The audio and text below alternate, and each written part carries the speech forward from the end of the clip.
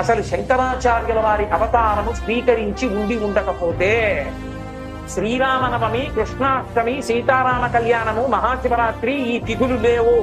వేదం లేదు, రామాయణం లేదు, భాగవతం లేదు.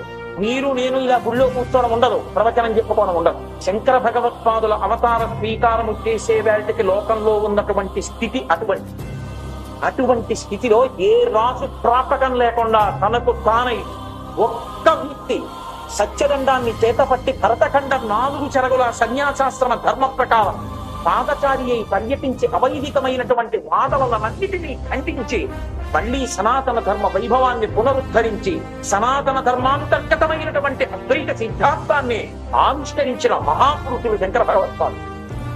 అందుకే ఇప్పటికీ మీరు కాంచీపురానికి వెళితే కాంచీపురంలో వరదరాజస్వామి వారి దేవస్థానంలో వ్యాస భగవానుడు ఒక్క వేలు పైకెత్తి ఉంటాడు. అద్వైతం సత్యం, అద్వైతం సత్యం, అద్వైతం సత్యం.